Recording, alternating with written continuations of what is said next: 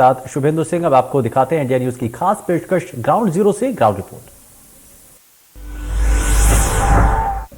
Corona काल के बाद लंबे समय से बंद स्कूलों को और साफ तौर पर जो इससे पहले सरकार ने आदेश दिए थे कि 50% क्षमता के साथ स्कूल खोले जाएंगे, अब चूंकि वो छूट अब पूरी तरह छूट दे दी गई है। 100% क्षमता के साथ स्कूल के खोलने की जो गाइडलाइन है वो जारी कर दी गई है। हालांकि नाइट कर्फ्यू जारी रहेगा, लेकिन सबसे बड़ी बात यह है कि आगामी परीक्षाओं के चलते जो छात्र हैं और पालक हैं और साथ ही स्कूल प्रिंसिपल या स्कूल टीचर हैं, उन लोगों ने भी इसका स्वागत किया है। मेरे साथ शासकीय स्कूल के प्रिंसिपल मौजूद हैं, इनसे बात करेंगे किस तरीके से देखते हैं इस फैसले को, क्योंकि लगातार जो इससे पहले कोविड का दौर चला, बच्चों को काफ़ी परेशानी हुई। चूँकि अब बच्चे ही वैक्सीनेशन करवा रहे हैं, तो क्या देखते हैं किस तरीके से पढ़ाई हो पाएगी, अब परीक्षा किस तरीके दे पाएंगे बच्चे? यह पढ़ाई का जो क्रम है वो बोर्ड परीक्षाओं को देखते हुए बहुत आवश्यक था और 10वीं की जो परीक्षाएं 18 फरवरी से प्रारंभ हो रही हैं, उन बच्चों को क्रम से बुलाने का जो शासन से आदेश था उसी क्रम में उनको बुलाया जा रहा था। फिर भी एक साथ जब पूरी क्षमता के साथ बच्चे आते हैं तो एक वातावरण रहता है, शैक्षिक वातावरण रहता है और उस वातावरण में बच्चे भी मन लगा के पढ़ते हैं। तो कहीं ना कहीं इससे बच्चों की पढ़ाई पर असर हो रहा है, होगा, अच्छा असर पड़ेगा, क्योंकि लगातार जो बच्चे घरों में थे तो उनको मानसिक स्थिति पर भी असर पड़ रहा था। निश्चित रूप से जब बच्चों के साथ में हिलमिल के आनंददायी माहौल में बच्चे पढ़ते हैं तो उनको उनकी लर्निंग भी बढ़ती है और मुझे लगता है कि परीक्षाओं को दृष्टिगत रखते हुए उनके एक्स्ट्रा क्लासेस भी चल रहे हैं इसी कारण से, और इसका परिणाम बहुत अच्छा होने वाला है। यदि परीक्षाओं से पहले भी 50% क्षमताओं से विद्यालय चलते तो निश्चित रूप से कुछ बच्चों का नुकसान होता ही है कि वो घर पर ही पढ़ते हैं और उतना व्यवस्थित ढंग से विषय की समझ बढ़ाना ये कठिन होता है। और यहाँ बच्चों के साथ हिलमिल कर पढ़ते हैं, बच्चों को जो समझ में आए तो बच्चे एक दूसरे को बताते हैं, शिक्षक उनके जो समस्याएं होती हैं उनका निराकरण करते हैं। ऐसे करके एक अच्छा मुझे लगता है एक परिणाम मिलेगा। बिल्कुल। तो जो सरकार के इस फैसले के कि 100% जो है स्कूल खुलेंगे अब उसी संख्या के साथ में, तो कहीं ना कहीं इसका स्वागत भी किया जा रहा है। उसके ये ज़रूरी भी था क्योंकि परीक्षा स्टार्ट होने वाली हैं और इसके चलते जो बच्चे हैं जो अभी तक घर में पढ़ रहे थे वो अपने शिक्षकों से जो है अपने डाउट्स क्लियर कर पाएंगे, आगे की पढ़ाई तरीके से यहाँ पर कर पाएंगे। मुख्यमंत्री शिवराज सिंह चौहान ने सिंगल क्लिक पर तमाम प्रदेश भर के 50 लाख किसानों के खाते में 7,600 करोड़ की राशि पहुंचाई है। कुछ किसान बैतूल के हमारे साथ इस कार्यक्रम में मौजूद हैं, उनसे जानेंगे उनकी क्या कुछ प्रतिक्रिया है। सर आप बताइए, मुख्यमंत्री साहब ने इतनी बड़ी राशि आज जो है ट्रांसफर की है किसानों के खातों में, क्या कहेंगे आप? बहुत अच्छी बात है, गरीब किसानों के लिए बहुत अच्छी योजना है ये। गरीब किसान को मदद मिलेगी, इससे किसान का विकास होगा, आगे उसके काम काज चलेंगे, इससे हम बहुत खुश हैं। 2020-21 के जो फसल खराब हुई थी उसकी राशि ये पहुंचाई गई है। कौन कौन सी फसल खराब हुई थी और आपको उम्मीद लगती है कि पूरा जो क्षतिपूर्ति है वो सरकार देगी या कहीं कोई गुंजाइश कमी रह गई? तो गुंजाइश तो कमी नहीं लग रही है सर, पूर्ण तो विश्वास है कि फसल बीमा पहुंच जाएंगे। जी सर। आप किसान हैं और कौन है? आप बताइए, आप क्या बोते हैं खेत में? सोयाबीन, मक्का, उड़द। आपकी भी फसल खराब हुई थी क्या? हाँ, पिछले साल हुई थी। क्या कितना नुकसान हुआ था? 35,000 के करीब में। तो अब मुख्यमंत्री साहब कह रहे हैं कि पूरी क्षतिपूर्ति आपको दे दी जाएगी, सरकार दे रही है, आपके खाते में पैसे भी आएंगे, क्या कहेंगे इस बारे में? इसके बारे में मुख्यमंत्री जी बहुत अच्छा कार्य कर रहे हैं, जिससे कि किसान को उसकी क्षतिपूर्ति का लाभ हो। और क्या होना चाहिए आप बताइए, आपको भी पूरी उम्मीद है मुख्यमंत्री जी से? खुश नजर आ रहे हैं, बोल नहीं पा रहे हालांकि। क्या बढ़िया है सर, हमको बहुत अच्छा लग रहा जो सरकार के ओर से हमें जो राशि दे रहे हैं, हमको सपोर्ट के लिए और एक स्तर को बढ़ावा देने के लिए और हमारी सक्षमता को पारदर्शिता के साथ बहुत अच्छा है। क्या लगता है 15-20 साल पहले की बात करें और अब मध्य प्रदेश की बात करें तो कृषि में कुछ सुधार लगता है आपको? आप भी किसान? बहुत जमीन आसमान का अंतर है। क्या सुधार आया? ये पद्धति बदलने से और सहायता से हम पहले कुछ नहीं कर पाते थे, हमारी आजीविका की पूर्ति नहीं होती थी, अब हम सक्षम हो। आप बताइए सर, आपको क्या सुधार लगता है? पहले कांग्रेस के ज़माने में रोड नहीं थे, पानी पीने को नहीं मिलता था, कुएं से गरीब जनता पानी भरती थी। आज हर गांव में बीजेपी की सरकार ने रोड कर दी हैं, नल जल की व्यवस्था हो गई है। कृषि में क्या परिवर्तन आया? कृषि में बहुत परिवर्तन है, कूप खनन हो गया है, ये सौर ऊर्जा पंप दे रही है सरकार, उससे हर फसल उगा पा रहे हैं। खेत तक के सड़कें बन गई है। जैसे पहले यहाँ कच्ची सड़कें थी, वहाँ से डामर रोड से खेत नजीक पड़ गए हैं, तो उसमें काफ़ी परिवर्तन आ गया है।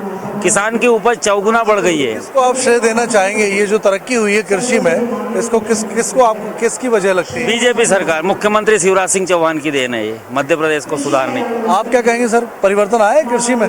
जी सर। कितनी मेहनत कम हो गई, अब खर्चा बढ़ा है कि कम हुआ है?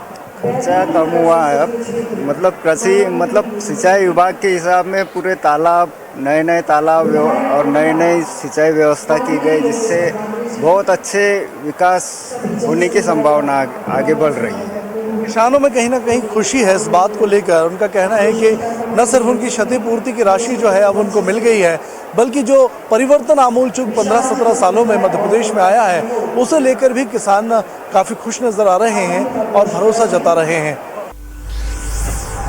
प्रधानमंत्री फसल बीमा योजना के तहत आज प्रदेश के मुख्यमंत्री शिवराज सिंह चौहान ने बैतूल से 49 लाख किसानों के खाते में 7600 करोड़ रुपए एक क्लिक से ट्रांसफ़र किए हैं, जिसमें छिंदवाड़ा के 66,000 से ज़्यादा किसान जो हैं वो लाभान्वित हुए हैं। 66,000 से ज़्यादा किसान जो हैं वो दावेदार थे फसल बीमा योजना के तहत। हमारे साथ छिंदवाड़ा के कृषि अधिकारी मौजूद हैं, मैं इनसे जानता हूं सर, कितने किसान आज इस कार्यक्रम में पहुंचे, कितने लोग लाभान्वित हुए, कितने पैसे उनके खातों में? लगभग 500 किसानों की उपस्थिति रही और जिला स्तरीय कार्यक्रम था यहाँ FDDI हॉल में।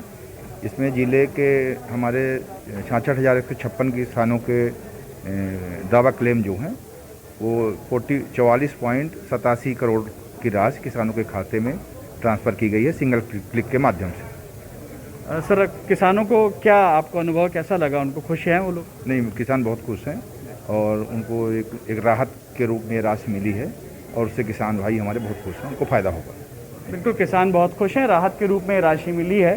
तो 66,000 से ज़्यादा किसान जो हैं वो छिंदवाड़ा में लाभान्वित हुए।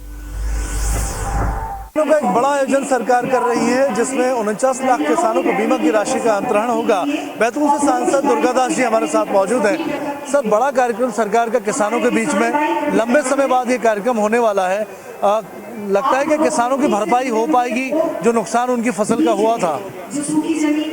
देखिए, आपको विदित है कि आज़ादी के बाद में सर्वाधिक शासन जिन दलों ने किया है, उन्होंने किसी भी प्रकार से किसानों की कोई चिंता नहीं की। ये तो यशस्वी प्रधानमंत्री श्री नरेंद्र मोदी जी और प्रदेश के यशस्वी मुख्यमंत्री श्री शिवराज सिंह चौहान जी ने, जिन्होंने प्रधानमंत्री फसल बीमा योजना के अंतर्गत किसानों को जो नुकसान होता है फसल का, उसके बीमे की योजना शुरू की। और आज ये समझ लो कि 7,59 लाख दावों का किसानों को रुपए 7,600 करोड़ रुपए का भुगतान आज यहाँ से इस दिव्य और भव्य मंच से पूरे प्रदेश के किसानों को लाभान्वित किया जा रहा है। सर, लगता है 2 साल तक लगातार जो नुकसान किसानों को फसल का हुआ था, क्योंकि 2020 की खरीफ और 2021 की रबी के सीजन का है, सारे किसानों को इसमें कवर कर रहे हैं आप? किस तरह की पूरी प्रक्रिया रहने वाली? देखिए, आत्मनिर्भर भारत के केंद्र में हमारे सीमांत कृषक और हमारे देश के किसान भाई मुख्यतः हैं। उनकी आय को दोगुना करना और आधुनिक कृषि की दिशा में उनको आगे बढ़ाते हुए उनके सर्वांगीण विकास के लिए केंद्र सरकार और प्रदेश सरकार प्रतिबद्ध है। और आप देखेंगे कि आगामी उनके सर्वांगीण विकास की नई नई योजनाएं क्रियान्वित की जा रही हैं और आने वाले कल में उनके सारे दुख, सारे संताप यशस्वी प्रधानमंत्री नरेंद्र मोदी जी के नेतृत्व में पूरे होंगे। कोरोना की स्थिति की बात करें तो अब सुरक्षित प्रदेश में आ गया है मध्य प्रदेश। बड़ा कार्यक्रम पहली बार ये हो रहा है इस साल का। आगे और भी सरकार इस तरीके के जनता से जुड़ाव के अलग अलग वर्गों के बीजेपी या सरकार कार्यक्रम आयोजित करती रहेगी? बिल्कुल, किसानों के सम्मान में, किसानों के हितार्थ जो भी कार्यक्रम है वो निरंतर जारी रहेंगे, ताकि उनका अधिक से अधिक कैसे हम भला कर सकें, कैसे उनको आगे बढ़ा सकें और उनकी आय को दोगुना करते हुए उनके जीवन में सुख, समृद्धि, ऐश्वर्य की कैसी वृद्धि हो, इस दिशा में केंद्र और प्रदेश सरकार लगातार प्रयत्नशील है। तो कहीं ना कहीं सांसद दुर्गादास का कहना है कि सरकार किसानों के सर्वांगीण विकास के लिए काम कर रही है और कांग्रेस सिर्फ खंभे नोचने का काम कर रही है। पूरे मध्य प्रदेश में आबकारी के ठेके चल रहे हैं। शराब दुकानों के ठेके जो हैं वो लिए जा रहे हैं। इसी के चलते छिंदवाड़ा में भी 22 ग्रुप पे छिंदवाड़ा में शराब दुकानों के ठेके हो चुके हैं। आबकारी विभाग ने ठेके निकाले थे, जिस पर कि शासकीय ठेके अलॉट हो चुके हैं। मेरे साथ छिंदवाड़ा के सहायक आयुक्त जो हैं आबकारी विभाग के, अमिताभ त्रिपाठी जी मौजूद हैं। मैं इनसे जानता हूं कि किस तरह रेवेन्यू जो है वो जनरेट हुआ है और आने वाले समय में किस तरह से वो इस व्यापार को देख रहे हैं। सर, कितना पिछले साल की तुलना में इस साल रेवेन्यू जनरेट हुआ है? ये हमारे छिंदवाड़ा जिले में टोटल 40 समूहों में मदिरा दुकानों का निष्पादन किया जाना था। इन 40 समूहों की जो रिजर्व प्राइस था, आरक्षित मूल्य 2022-23 के लिए निर्धारित हुआ था, लगभग 341 करोड़ रुपए निर्धारित हुए थे। इन 341 करोड़ के अगेंस्ट हमने टेंडर्स कॉल किए थे 40 समूहों पे। 40 समूहों में से 23 समूहों पे टेंडर ऑफर्स आए।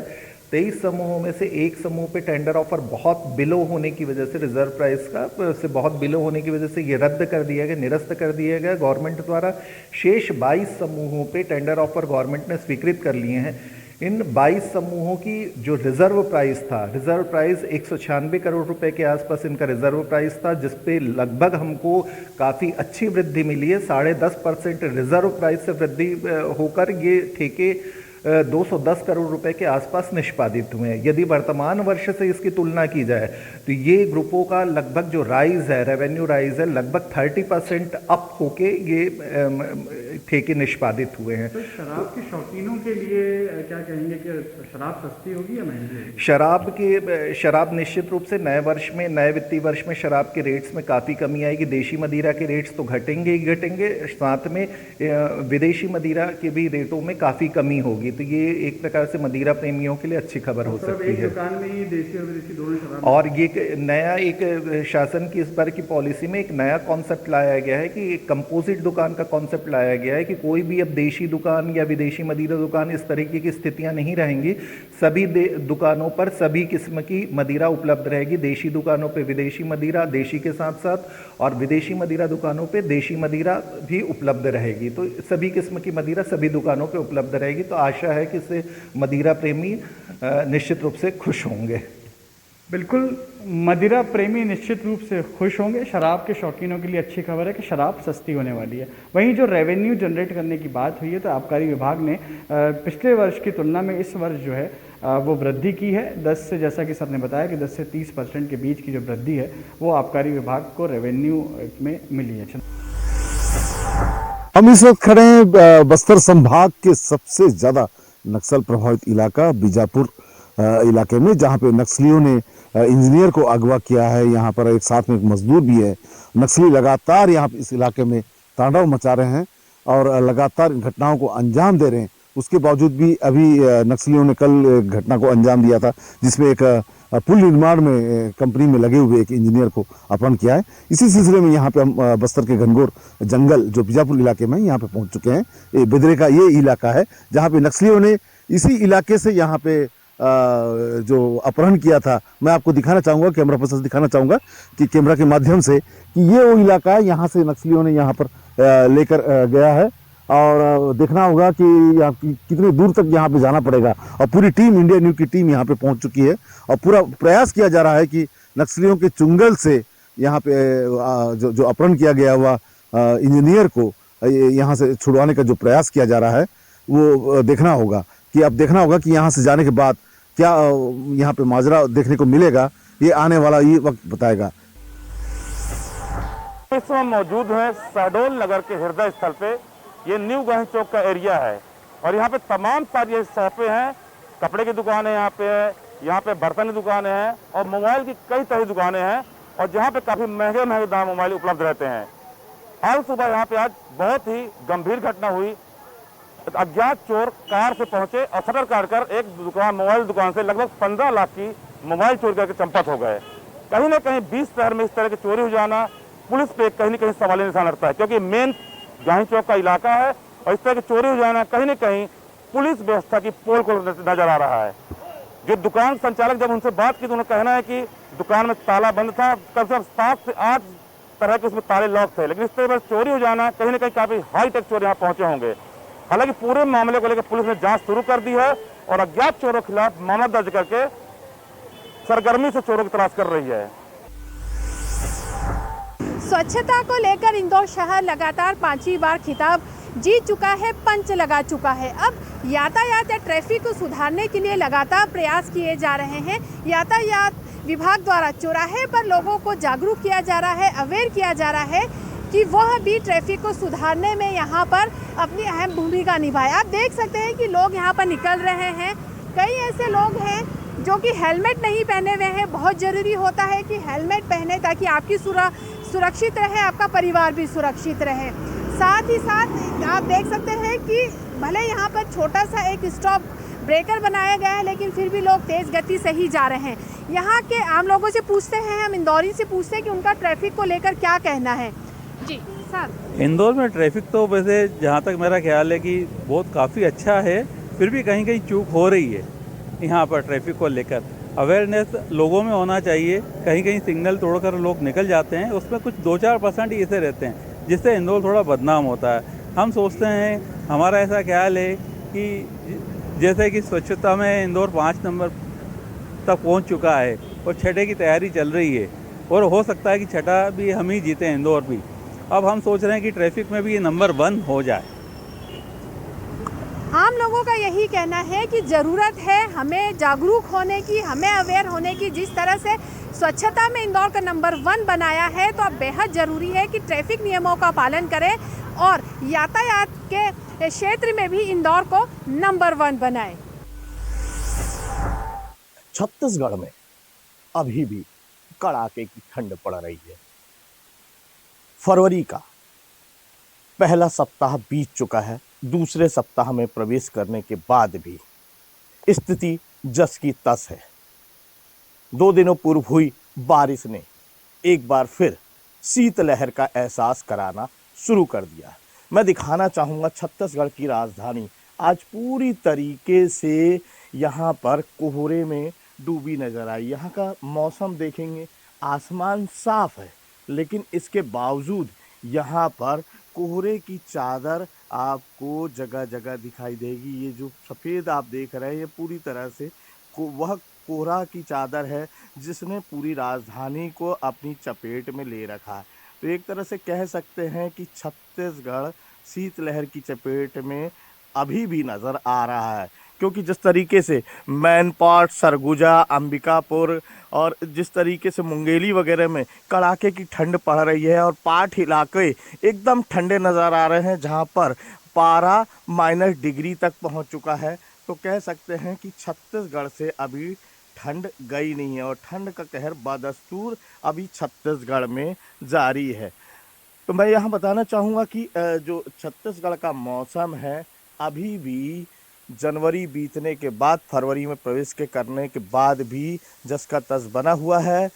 5 संभागों में इस समय सभी जिलों में कड़ाके की ठंड पड़ रही है। तो एक तरह से कह सकते हैं कि छत्तीसगढ़ अभी भी शीतलहर की चपेट में है। वहीं बेमौसम बरसात से किसानों को भी दोहरी मार झेलनी पड़ रही है, क्योंकि कहीं ना कहीं उनकी रबी फसल का नुकसान भी हो रहा है। ऐसे में राज्य सरकार ने उनके नुकसान की भरपाई के लिए, मुआवजे के लिए आकलन करने के लिए जिला कलेक्टरों को निर्देश दे दिए हैं, लेकिन किसानों की चिंताएं हैं वह खत्म होने का नाम नहीं ले रही है। एक तो कड़ाके की ठंड, दूसरा बरसात से उनकी फसल का नष्ट होना। तो ऐसे में दोहरी मार छत्तीसगढ़ के किसान झेलने को मजबूर हैं।